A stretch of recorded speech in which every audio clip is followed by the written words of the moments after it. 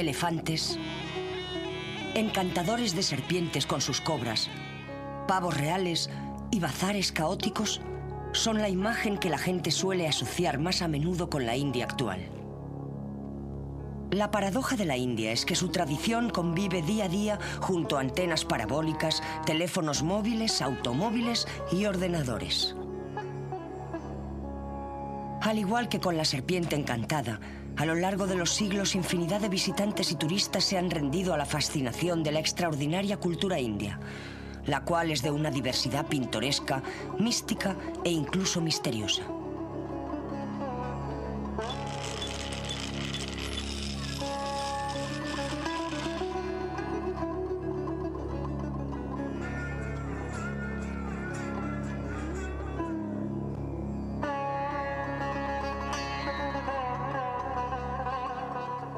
Tan antigua como las civilizaciones de Egipto y Mesopotamia, la India es única entre dichas sociedades antiguas, ya que su cultura y creencias han resistido infinidad de revoluciones interiores e invasiones exteriores.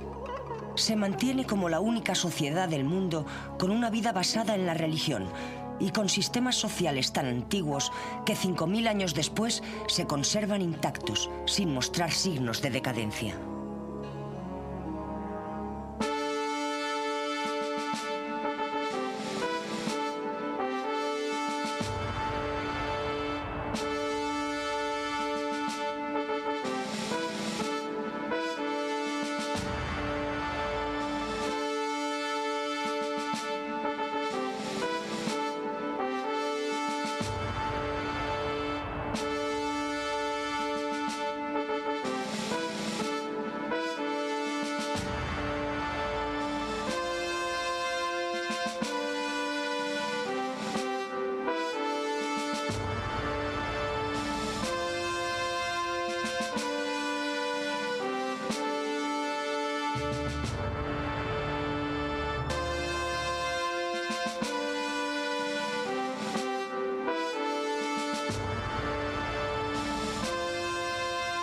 Civilizaciones antiguas.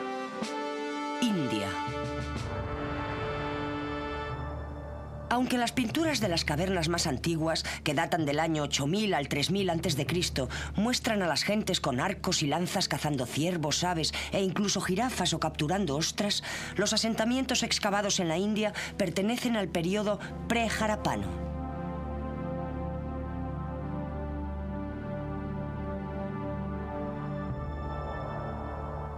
Se han hallado restos de cultivos de trigo y asentamientos de comunidades ganaderas del año 3500 a.C. en Baluchistán, el valle de Quetta y Kalat, todos situados en lo que hoy es Pakistán. Asentamientos similares han sido también hallados en Afganistán. La civilización de Harappa es muy importante por ser el mayor asentamiento encontrado en Harappa, en Pakistán. En él se pueden estudiar todos los periodos de esta civilización, incluido Mohenjo-Daro. Mohenjo-Daro fue lo que hizo saltar la chispa. El lugar sugiere lo que fue una gran entidad urbana en la India, sin ninguna conexión clara con Europa o con el resto del mundo habitado. Se necesitó mucho esfuerzo para descubrir las conexiones con Mesopotamia y poder mostrar cómo una pudo brotar de la otra. Lo que los arqueólogos han llegado a descubrir es que Mohenjo-Daro fue la punta del iceberg. La civilización de Harappa se desarrolló en torno al río Indo. Se han hallado muchos poblados a lo largo de este río y se cree que existen muchos más todavía por descubrir. El periodo más temprano del que podemos hablar está basado en los datos que nos han proporcionado las excavaciones realizadas en Mohenjo-Daro. Esta civilización se remonta hasta unos 5000 años atrás en la historia. Observando los planos de las ciudades, comprobamos que son de un concepto extremadamente moderno. Tenían amplias avenidas y poseían una perfecta red de alcantarillas y canalizaciones destinadas a recoger agua de lluvia. La primera y mayor civilización urbana india, Mohenjo-Daro, floreció a partir del año 2300 a.C. hasta el 1500 a.C. y fue descubierta accidentalmente por dos ingenieros británicos en 1856 que hallaron los restos de la ciudad buscando material para los cimientos de una red de ferrocarril que estaban construyendo.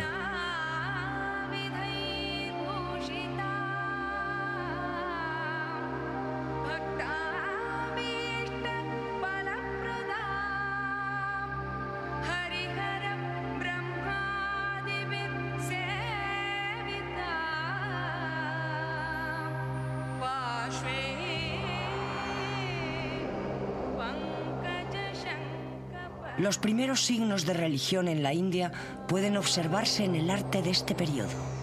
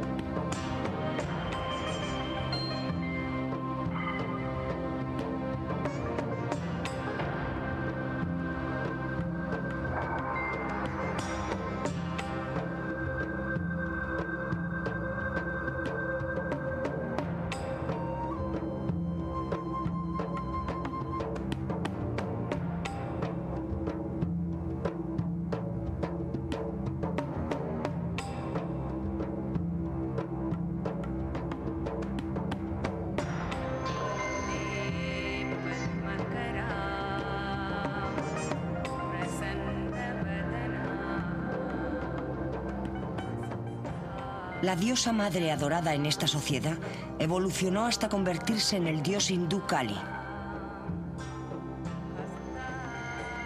Otra importante diosa harapana posterior sería identificada como Shiva.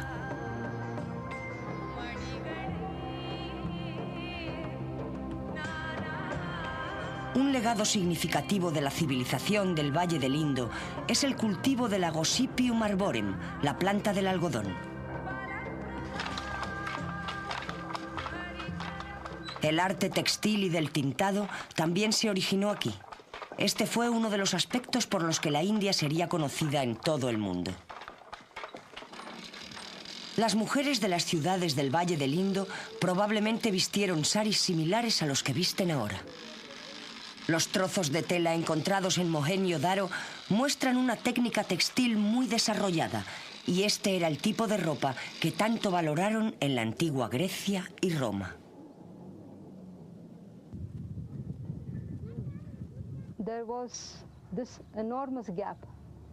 Existía una enorme diferencia entre los ricos y los pobres, entre la nobleza y el campesinado. Mientras los nobles exhibían pomposamente terciopelos y capas bordadas, los pobres vestían nada más que prendas ásperas de algodón. De hecho, la ropa era bastante escasa. La riqueza de la civilización harapiana cambió drásticamente con la llegada de las tribus arias desde Asia Central, que se introdujeron en la India alrededor del año 1500 a.C. Algún fenómeno de la naturaleza, como un cambio drástico de temperatura, forzó a las tribus arias a abandonar las estepas de Rusia, conquistando la totalidad del mundo conocido hasta entonces.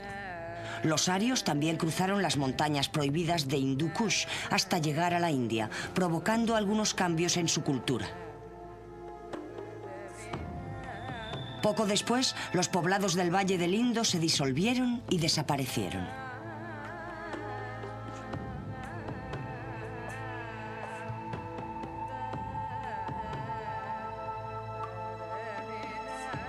La historia de los arios en la India llega hasta nosotros a través de su lengua, el sánscrito, su poesía, que fue memorizada y repetida de una generación a otra, y su religión, que es muy parecida al hinduismo moderno, practicado hoy por la mayoría de los indios.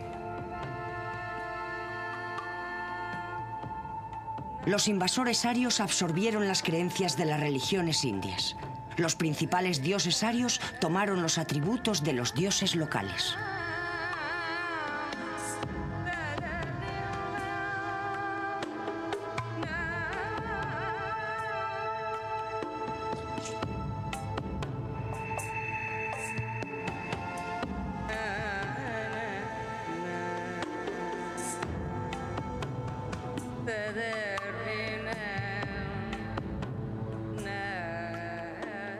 Los arios añadieron un nuevo dios a su panteón. Se trataba de Indra, dios de la guerra y también de la lluvia. Al ser un dios joven, Indra solía verse envuelto en peleas, bebía mucho y comía todo lo que caía en sus manos. Por entonces, se estaba gestando un sistema de castas. Fue engendrado en el propio tejido social. La gente empezó a dividirse en estamentos y hacían cosas que ya practicaban sus padres o abuelos. Así que las habilidades pasaban de padres a hijos y por tanto sus profesiones. El sistema social de castas era muy fuerte. La casta superior del sistema era la de los brahmanes. Le seguían los satriya, la clase guerrera. Tras ellos, la clase administrativa y los shudras, que eran la clase baja.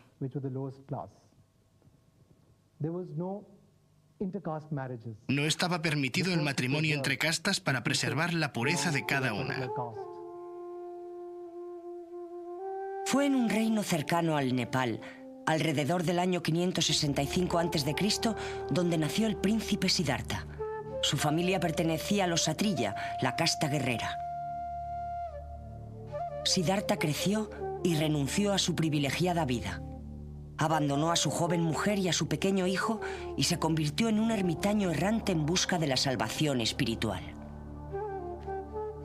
Siddhartha más tarde fue nombrado Buda, que significa el iluminado.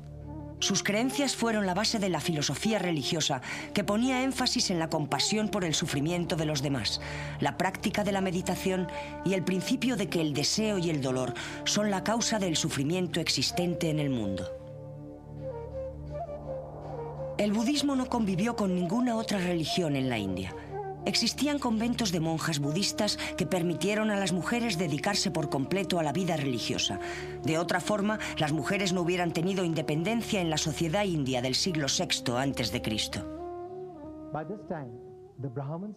Los brahmanes comenzaron a participar en las ceremonias religiosas que se celebraban en las familias, que anteriormente estaban dirigidas por las mujeres. Estas quedaron relegadas a un segundo plano. Los brahmanes se convirtieron en los dueños de la casa. El valor más apreciado de las mujeres era el mantenimiento correcto de la casa, y las que eran buenas eran tratadas como polvo de oro. Ellas se encargaban de la prosperidad familiar. En otras palabras, era una sociedad matriarcal la que encontramos a lo largo de este periodo. La evidencia la encontramos en la literatura. La misma literatura también nos ilustra con infinidad de episodios donde existen ejemplos de mujeres desarrollando papeles sociales extremadamente importantes y también políticos. Precisamente durante el mismo periodo que todos esos establecimientos patriarcales comenzaron a realizarse, existió una reina que gobernó desde Delhi. La influencia del budismo en la sociedad india todavía es visible y algunas de las piezas de arte más selectas son en devoción a Buda.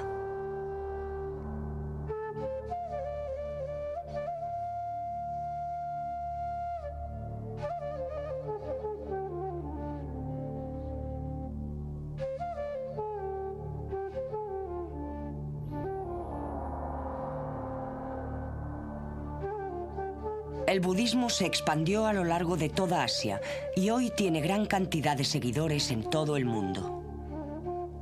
Durante el tiempo en que Buda comenzó su búsqueda espiritual, el reino de Gandhara se había subyugado a las leyes de los persas. Alejandro de Macedonia intentaba conquistar completamente este reino. Con la reputación de tierra de infinitas riquezas y criaturas fantásticas, la conquista de la India tentó a Alejandro el Grande.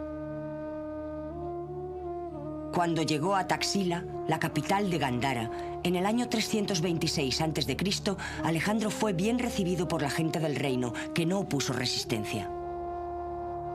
Pero en su avance hacia Penyab se encontró con una oposición dispuesta a luchar, y aunque salió victorioso en el primer combate, su armada decidió rebelarse y rehusó a la lucha. Alejandro no tuvo otra opción más que llevarlos de vuelta a casa.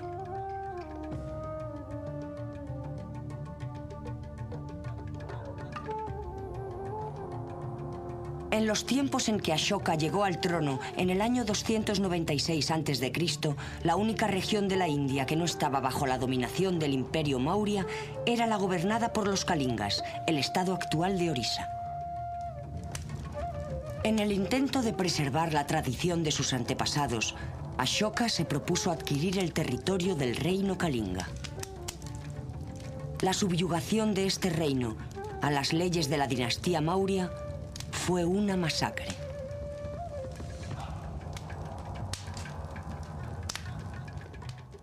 El horror del sufrimiento humano conmovió a Ashoka, que se convirtió al budismo y abandonó su afán de poder y de conquista de otros reinos. Inmediatamente Ashoka anunció su decisión de dirigir el imperio de acuerdo a los principios budistas del Dharma, o justicia. Para dar a conocer sus creencias, Ashoka redactó 14 edictos que se inscribían sobre grandes pilares monolíticos distribuidos por todo el imperio. Ashoka fue venerado por presidir el primer gran concilio de sacerdotes budistas, en el que las escrituras religiosas fueron recogidas en escritos formales. Debido a las iniciativas de Ashoka, el budismo se convirtió en una de las grandes religiones del mundo, e incluso después de su decadencia dentro de la India, llegó a florecer en otros países asiáticos, tal y como lo encontramos hoy. El reino de Ashoka era administrado de forma impecable, y por entonces la sociedad estaba dividida en poblados rurales que suministraban comida y pagaban los impuestos necesarios para mantener el equilibrio del vasto imperio.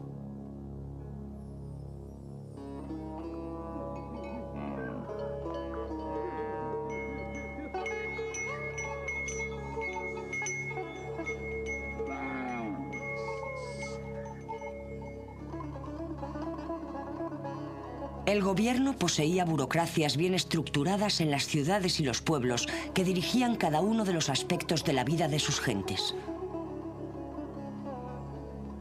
Para mantener las comunidades equilibradas, el gobierno ofrecía incentivos de tierras y ganado a los artesanos que se establecieran en poblados donde se necesitaba de sus habilidades.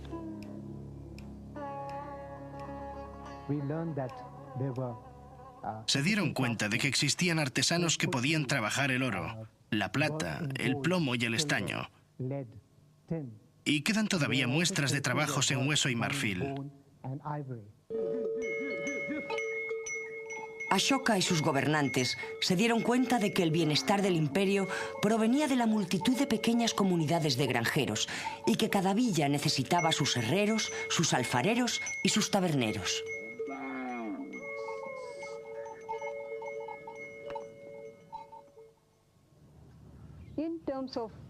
Describiendo sus hábitos alimentarios, podemos asegurar que el trigo y las lentejas eran productos de primera necesidad, y aquellos que se lo podían permitir, que eran las clases más altas, lo acompañaban con carne, aunque era muy cara.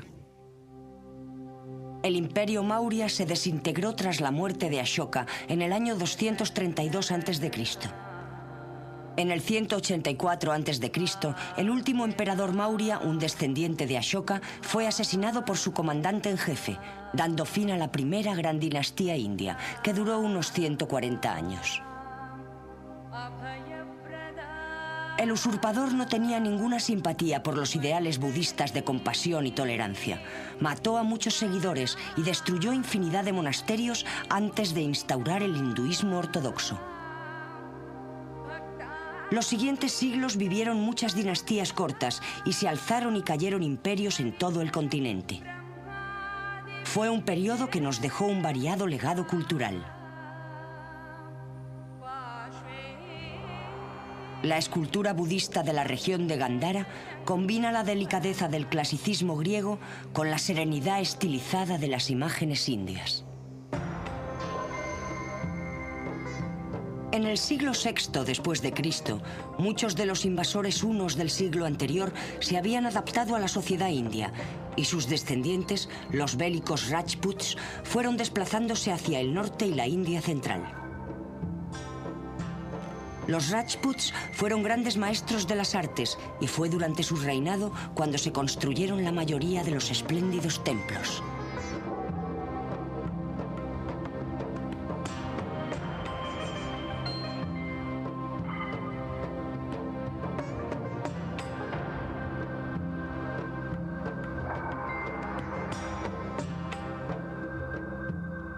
en concreto los de Khajuraho en Madhya Pradesh.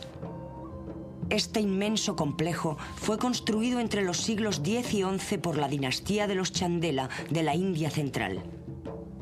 El primero y más grande de los templos de Khajuraho es el Laxmana, edificado alrededor del año 950 después de Cristo.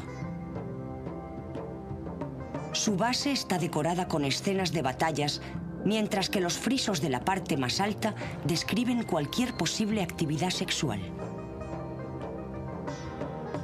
De hecho, una de las características más famosas de este complejo templo, aparte de los méritos obvios de su ingeniería y arquitectura, es la abundancia de esculturas eróticas que cubren casi la totalidad de la superficie.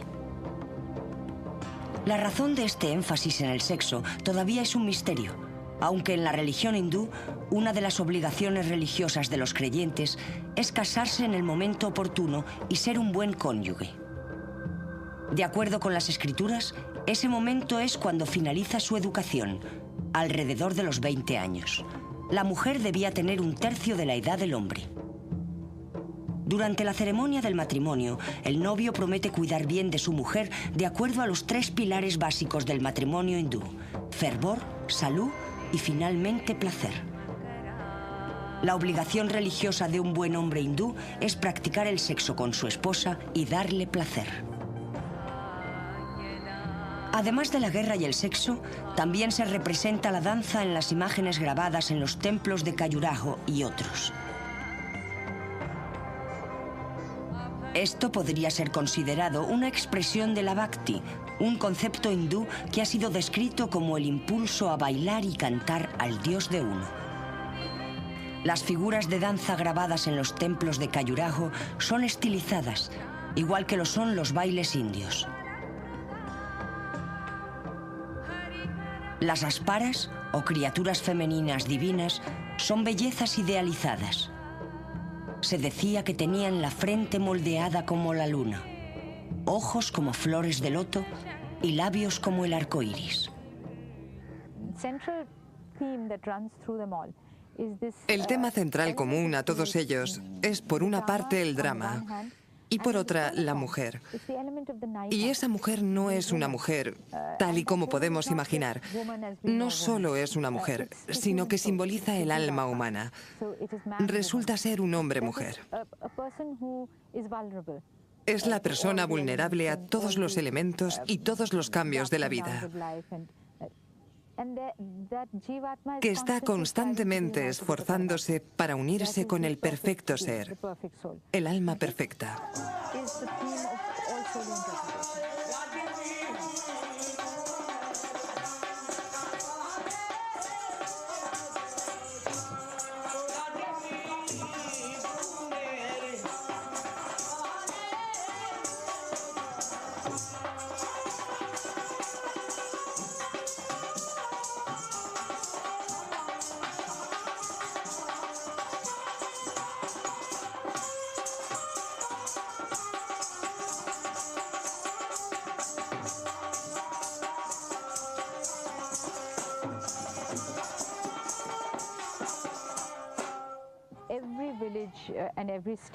Cada poblado y cada estado del país tiene una forma propia de baile o drama, si podemos llamarlo así. Es drama total. El actor no solo recita palabras, sino que también baila y canta, y también toca un instrumento. Hay un cierto paso en medio, justo antes de que mate a su oponente. Y ahí es donde se une la estilización y el todo para crear el baile del drama.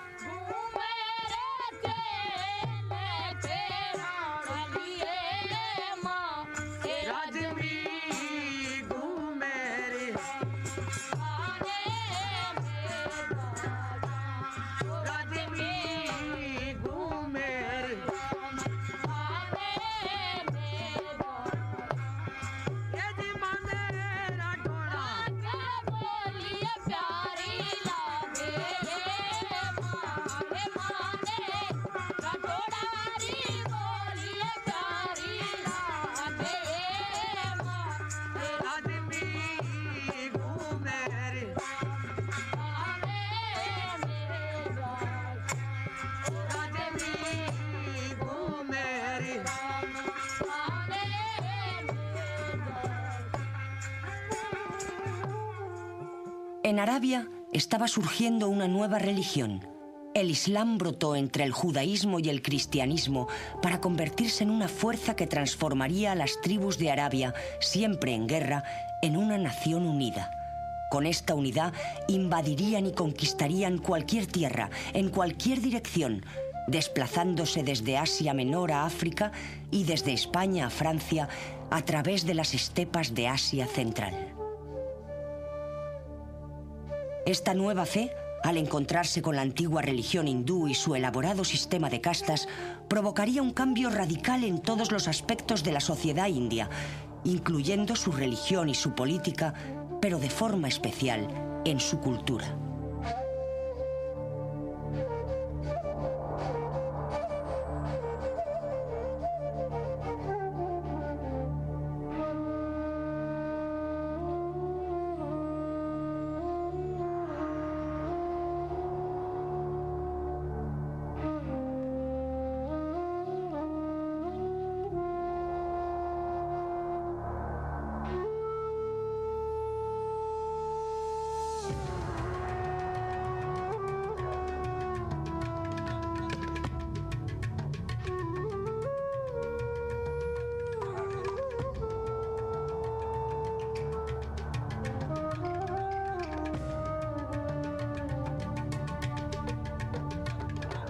En 1175, Mohammed de Gur, junto a su lugarteniente Qutb ad-Din, atacó Sind.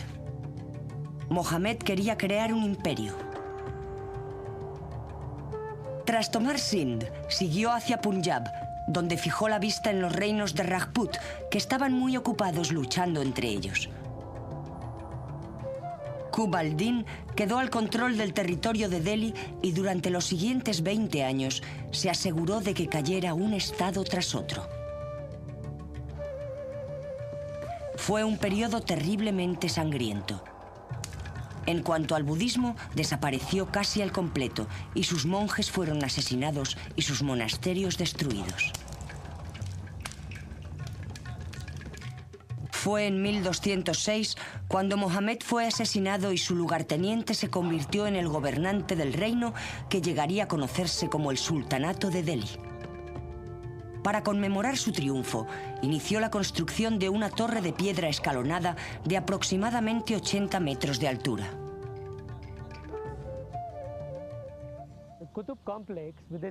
Este complejo, con su gran torre, sus jardines y sus columnas, ha estado cambiando durante al menos 800 años y hoy en día está totalmente reformado. Probablemente la piedra fue extraída y acarreada hasta este lugar con la ayuda de elefantes o caballos o lo que fuera, y entonces erigida de esta forma. Existía un cono central alrededor del cual se hallaba otro exterior con una escalinata entre ellos. Y finalmente, recubierto con fina arena de piedra roja que llegó desde Agra, a 200 millas de aquí, ya que no existe en estos parajes.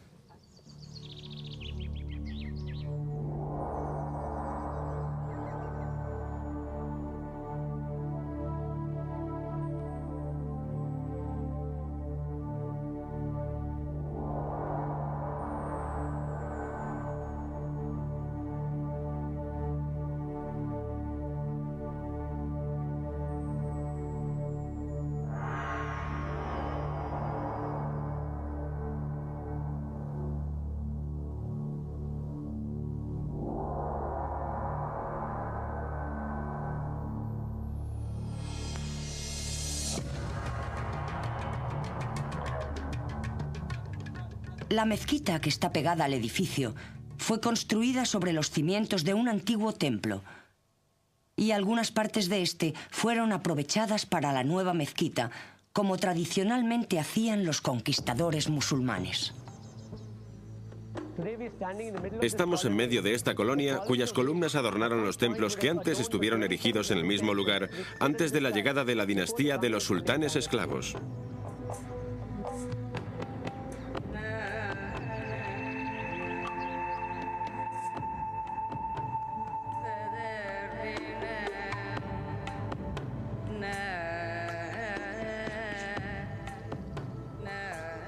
Estas campanas y otros muchos dioses hindúes que adornaron estos templos fueron tallados en yeso. No son mostradas en el interior del complejo de la mezquita, ya que el Islam prohibió su uso en cualquier otro lugar.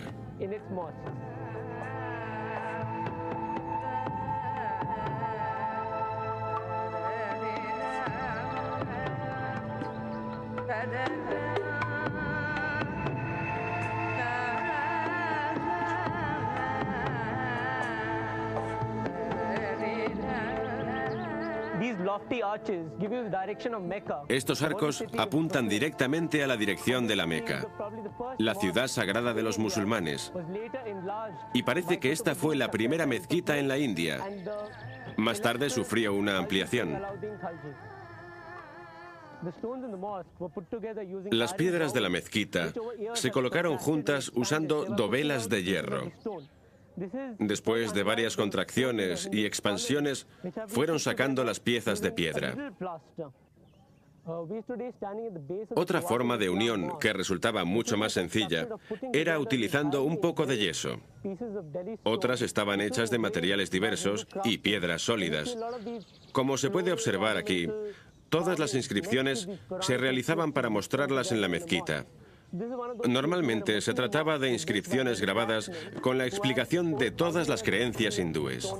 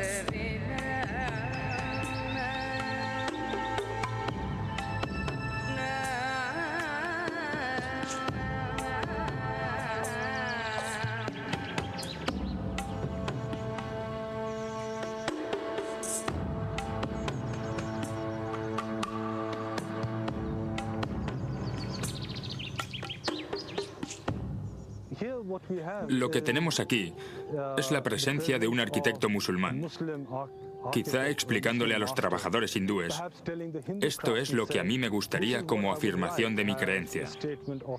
Y los artesanos contestando: bueno, si tú quieres eso como afirmación de tu creencia, esta es la manera en que mis manos pueden realizarlo para ti. Así que nos queda una mezquita realizada por hindúes para los musulmanes.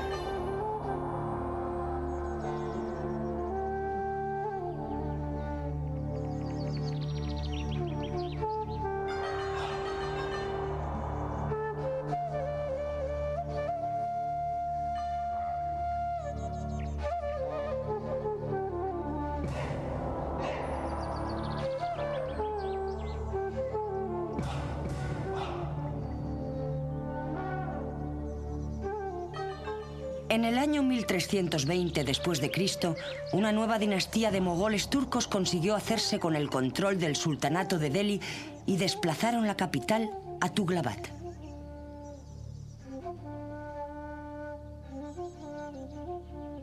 Esta era una ciudad amurallada con más de 50 entradas.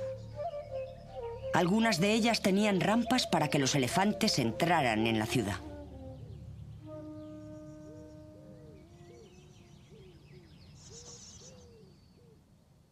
Una característica única de esta nueva capital eran los depósitos de agua y lagos artificiales de los que dependía la ciudad.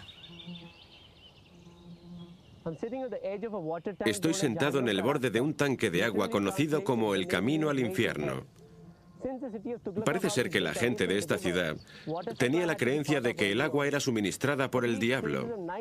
Se pueden divisar al menos 10 depósitos que almacenaban agua potable para mantener a la gente de la ciudad y a la armada del sultán.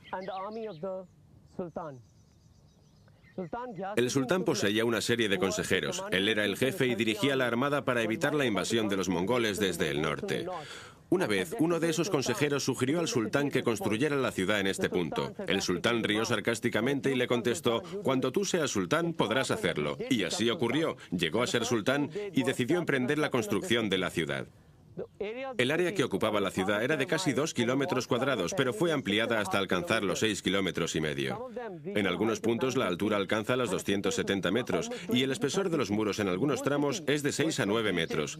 La ciudad fue construida utilizando esclavos como mano de obra durante más de 4 años.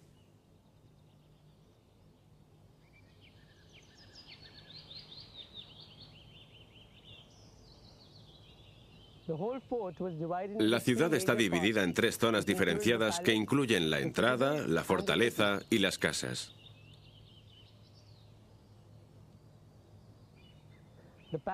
La entrada y la fortaleza se utilizaron para proteger la ciudad de los invasores. En la parte sur existía un foso lleno de agua y de fieras que resultaba muy eficaz en caso de ataque. Los enemigos se veían obligados a matar con ondas a los animales antes de asaltar los muros de la fortaleza. La mayoría de las ocasiones debían abandonar. Existían 45 torres de vigilancia y sus ocupantes no podían abandonar el puesto bajo ningún pretexto. Ni siquiera la muerte servía de excusa. Aunque más se trataba de una fortaleza infranqueable que de una ciudad cosmopolita, un historiador contemporáneo la describe como muy rica, con un palacio construido con ladrillos de oro que cegaban cuando salía el sol. Observando las ruinas de Tughlabad hoy, es difícil imaginar que pudiera haber existido algo tan fantástico en un lugar tan desolado.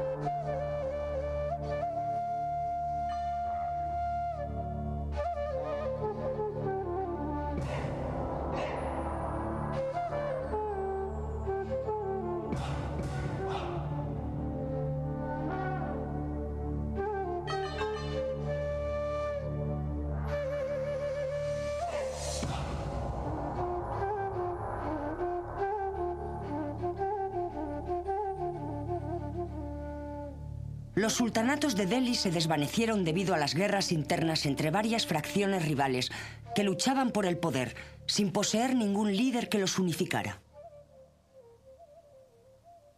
En el año 1526 comenzó una nueva era en la historia de la India, con la fundación del Imperio Mogol gracias a Babur, un hombre joven en busca de un reino. Tratándose de un brillante guerrero, Babur fue famoso por su amor a la poesía y a los preciosos jardines que iría creando por donde pasaba.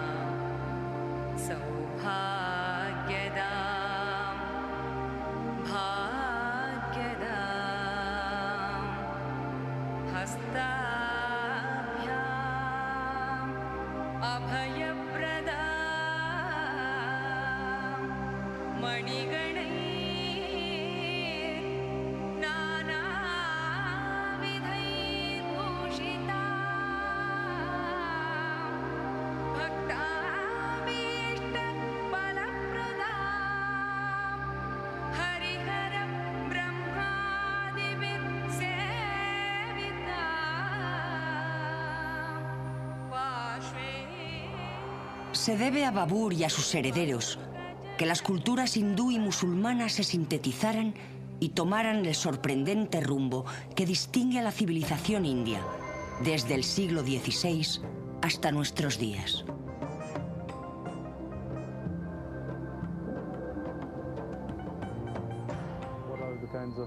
¿Y dónde están los legados que nos dejaron? Los tenemos por cualquier sitio. Podemos mirar aquí y darnos cuenta de algunos estilos arquitectónicos extraños, reflejo de la tradición hindú y musulmana. Pero quizá lo más indicador sea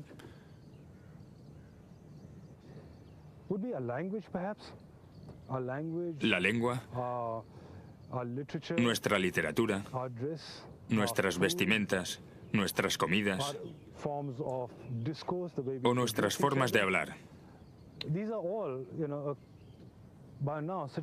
Todo eso es una especie de mezcla de cosas del pasado que en ocasiones logran perder el hilo de la historia. Con religiones, gentes, culturas y artefactos tan extremadamente diversos, la India ha dejado una huella duradera que ha contribuido a su manera a cambiar el resto del mundo.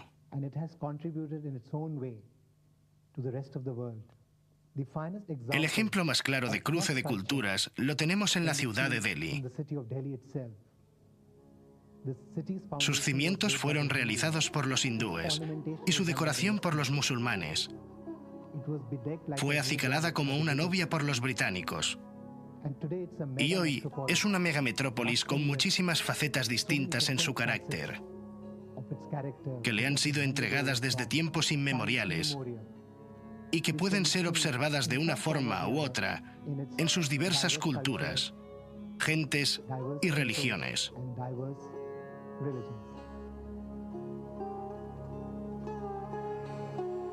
Uno de los símbolos de este país es el Taj Mahal. Fue construido en 1653 por el Shah Jahan para su amada reina. Para muchos, representa la amabilidad y el recogimiento del pueblo indio, que ha sido forjado durante siglos por invasiones y conflictos hasta crear la India actual.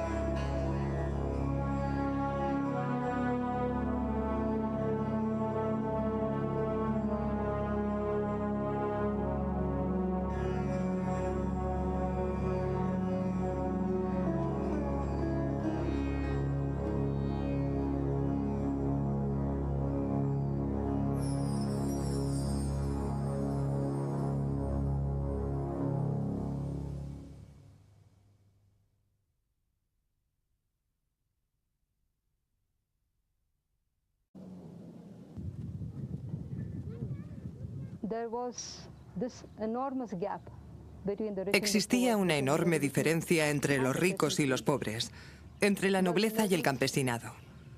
Mientras los nobles exhibían pomposamente terciopelos y capas bordadas, los pobres vestían nada más que prendas ásperas de algodón. De hecho, la ropa era bastante escasa.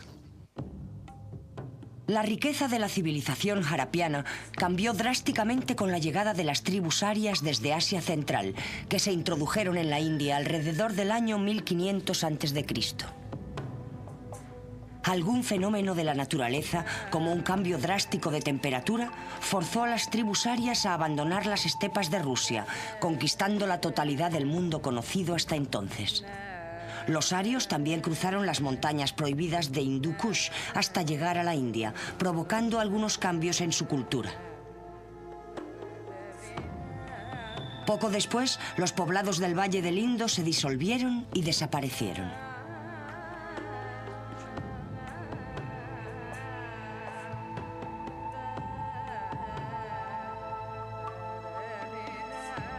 La historia de los arios en la India llega hasta nosotros a través de su lengua, el sánscrito, su poesía, que fue memorizada y repetida de una generación a otra, y su religión, que es muy parecida al hinduismo moderno, practicado hoy por la mayoría de los indios. Los invasores arios absorbieron las creencias de las religiones indias. Los principales dioses arios tomaron los atributos de los dioses locales.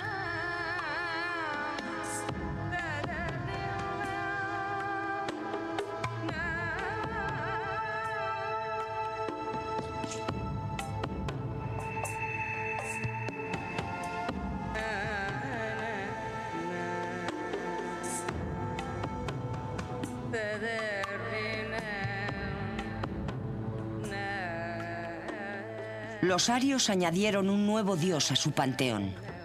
Se trataba de Indra, dios de la guerra y también de la lluvia.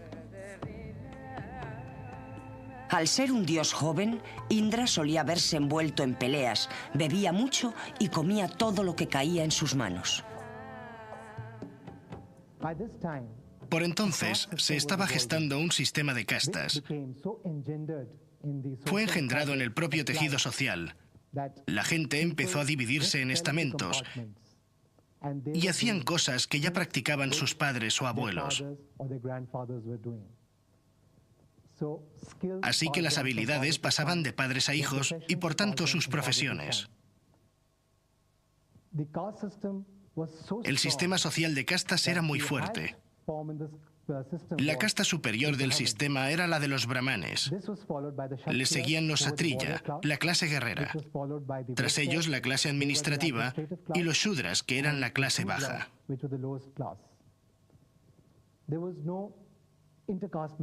No estaba permitido el matrimonio entre castas para preservar la pureza de cada una. Fue en un reino cercano al Nepal, alrededor del año 565 a.C., donde nació el príncipe Siddhartha. Su familia pertenecía a los satriya, la casta guerrera. Siddhartha creció y renunció a su privilegiada vida. Abandonó a su joven mujer y a su pequeño hijo y se convirtió en un ermitaño errante en busca de la salvación espiritual. Siddhartha más tarde fue nombrado Buda, que significa el iluminado. Sus creencias fueron la base de la filosofía religiosa, que ponía énfasis en la compasión por el sufrimiento de los demás, la práctica de la meditación y el principio de que el deseo y el dolor... El gran concilio de sacerdotes budistas, en el que las escrituras religiosas fueron recogidas en escritos formales. Debido a las iniciativas de Ashoka, el budismo se convirtió en una de las grandes religiones del mundo, e incluso después de su decadencia dentro de la India, llegó a florecer en otros países asiáticos, tal y como lo encontramos hoy. El reino de Ashoka era administrado de forma impecable, y por entonces la sociedad estaba dividida en poblados rurales que suministraban comida y pagaban los impuestos necesarios para mantener el equilibrio del vasto imperio.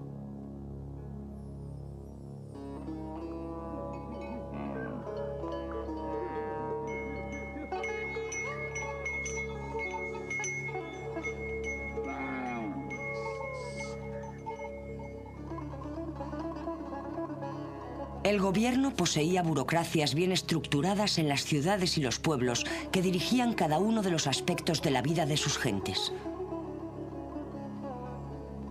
Para mantener las comunidades equilibradas, el gobierno ofrecía incentivos de tierras y ganado a los artesanos que se establecieran en poblados donde se necesitaba de sus habilidades.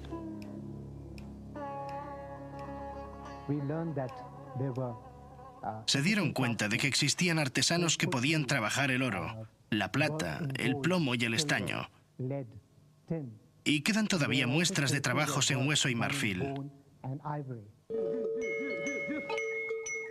Ashoka y sus gobernantes se dieron cuenta de que el bienestar del imperio provenía de la multitud de pequeñas comunidades de granjeros y que cada villa necesitaba sus herreros, sus alfareros y sus taberneros.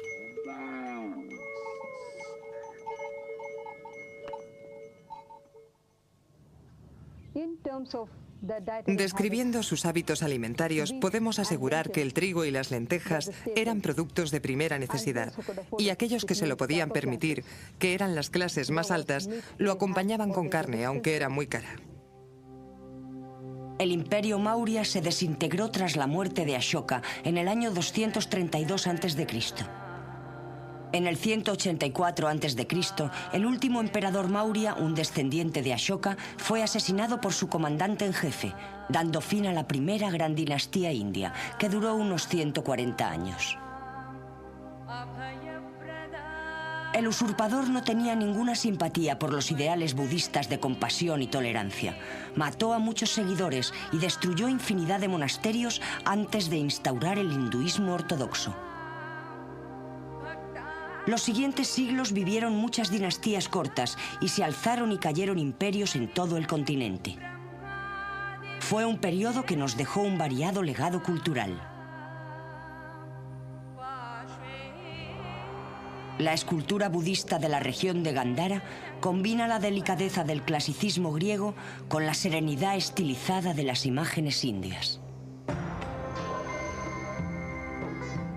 En el siglo VI después de Cristo, muchos de los invasores hunos del siglo anterior se habían adaptado a la sociedad india y sus descendientes, los bélicos Rajputs, fueron desplazándose hacia el norte y la India central. Los Rajputs fueron grandes maestros de las artes y fue durante su reinado cuando se construyeron la mayoría de los espléndidos templos.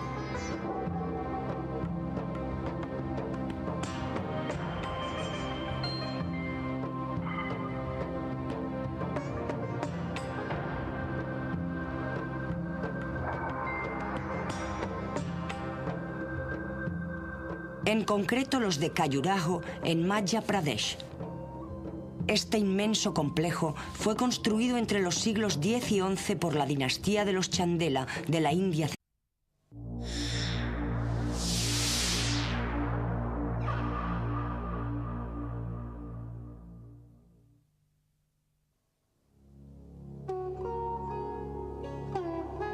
Elefantes, encantadores de serpientes con sus cobras, pavos reales y bazares caóticos son la imagen que la gente suele asociar más a menudo con la India actual. La paradoja de la India es que su tradición convive día a día junto a antenas parabólicas, teléfonos móviles, automóviles y ordenadores. Al igual que con la serpiente encantada, a lo largo de los siglos, infinidad de visitantes y turistas se han rendido a la fascinación de la extraordinaria cultura india, la cual es de una diversidad pintoresca, mística e incluso misteriosa.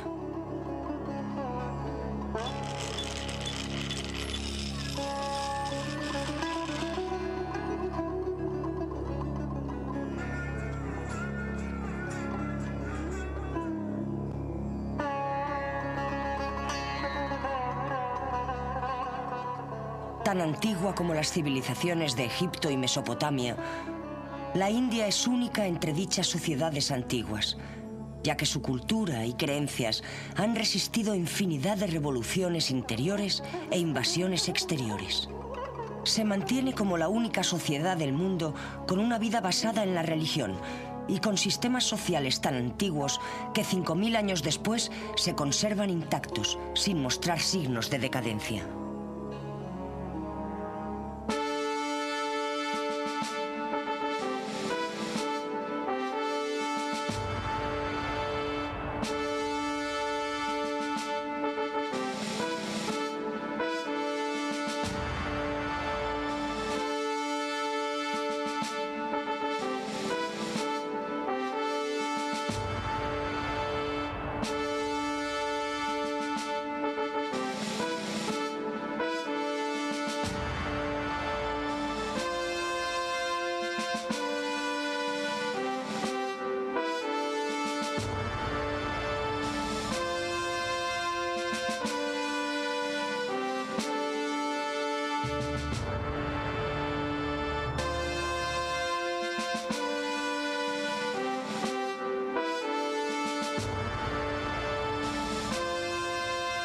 Civilizaciones antiguas.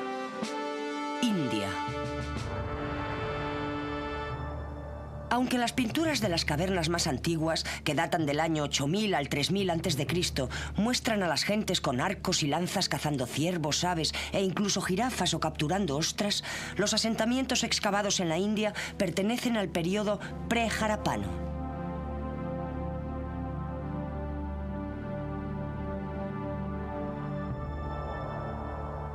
Se han hallado restos de cultivos de trigo y asentamientos de comunidades ganaderas del año 3500 a.C.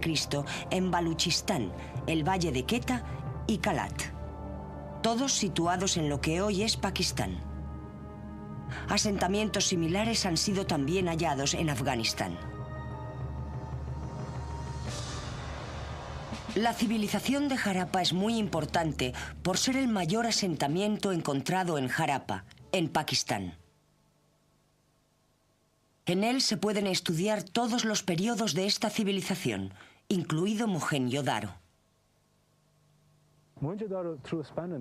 Mohenjo-Daro fue lo que hizo saltar la chispa. El lugar sugiere lo que fue una gran entidad urbana en la India, sin ninguna conexión clara con Europa o con el resto del mundo habitado. Se necesitó mucho esfuerzo para descubrir las conexiones con Mesopotamia y poder mostrar cómo una pudo brotar de la otra. Lo que los arqueólogos han llegado a descubrir es que Mohenjo-Daro fue la punta del iceberg. La civilización de Harappa se desarrolló en torno al río Indo. Se han hallado muchos poblados a lo largo de este río y se cree que existen muchos más todavía por descubrir. El periodo más temprano del que podemos hablar está basado en los datos que nos han proporcionado las excavaciones realizadas en Mohenjo-Daro. Esta civilización se remonta hasta unos 5000 años atrás en la historia. Observando los planos de las ciudades, comprobamos que son de un concepto extremadamente moderno. Tenían amplias avenidas y poseían una perfecta red de alcantarillas y canalizaciones destinadas a recoger agua de lluvia. La primera y mayor civilización urbana india, Mohenjo-Daro, floreció a partir del año 2300 a.C. hasta el 1500 a.C. y fue descubierta accidentalmente por dos ingenieros británicos en 1856 que hallaron los restos de la ciudad buscando material para los cimientos de una red de ferrocarril que estaban construyendo.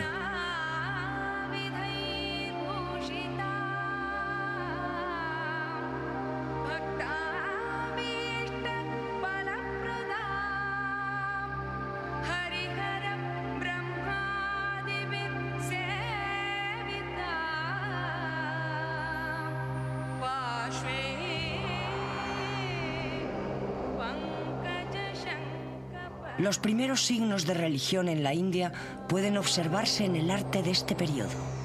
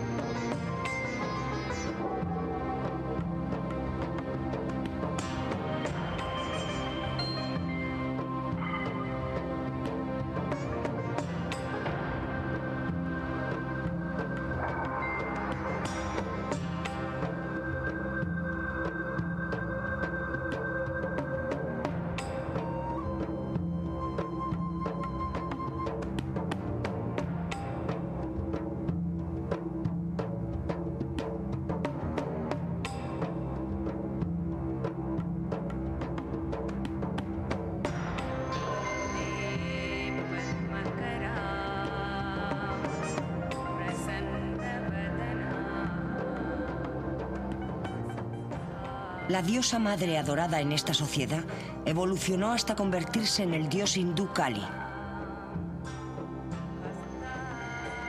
Otra importante diosa harapana posterior sería identificada como Shiva.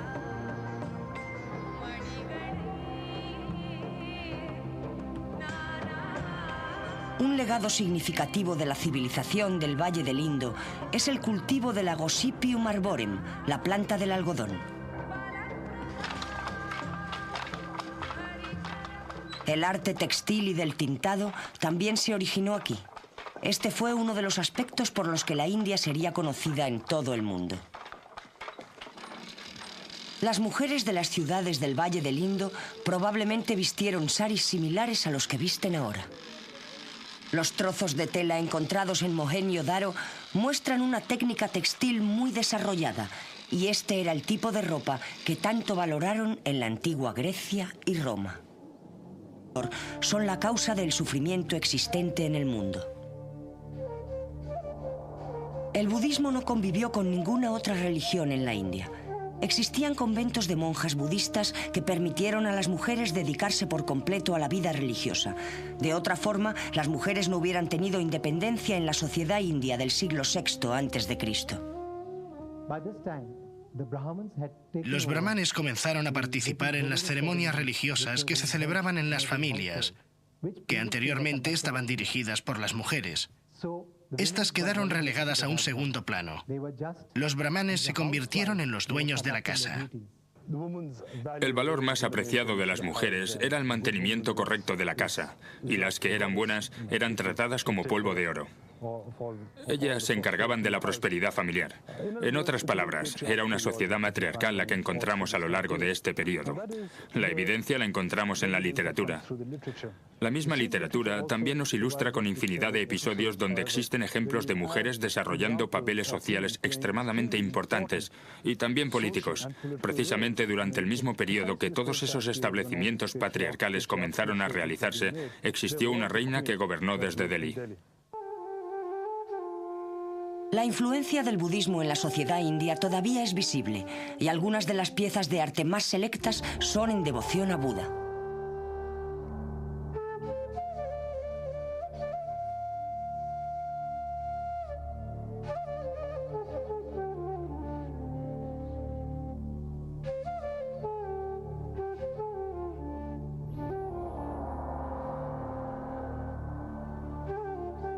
El budismo se expandió a lo largo de toda Asia y hoy tiene gran cantidad de seguidores en todo el mundo.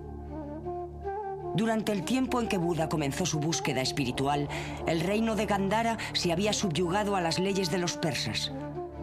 Alejandro de Macedonia intentaba conquistar completamente este reino. Con la reputación de tierra de infinitas riquezas y criaturas fantásticas, la conquista de la India tentó a Alejandro el Grande. Cuando llegó a Taxila, la capital de Gandhara, en el año 326 a.C., Alejandro fue bien recibido por la gente del reino, que no opuso resistencia. Pero en su avance hacia Penyab, se encontró con una oposición dispuesta a luchar, y aunque salió victorioso en el primer combate, su armada decidió rebelarse y rehusó a la lucha. Alejandro no tuvo otra opción más que llevarlos de vuelta a casa.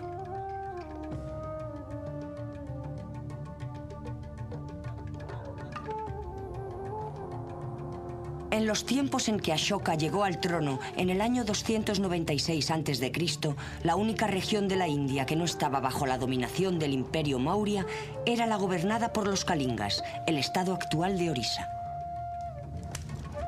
En el intento de preservar la tradición de sus antepasados, Ashoka se propuso adquirir el territorio del reino Kalinga. La subyugación de este reino a las leyes de la dinastía Maurya fue una masacre.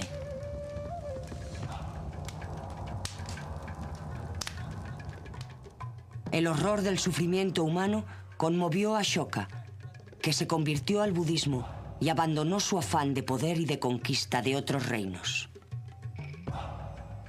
Inmediatamente Ashoka anunció su decisión de dirigir el imperio de acuerdo a los principios budistas del Dharma, o justicia. Para dar a conocer sus creencias, Ashoka redactó 14 edictos que se inscribían sobre grandes pilares monolíticos distribuidos por todo el imperio. Ashoka fue venerado por presidir el primer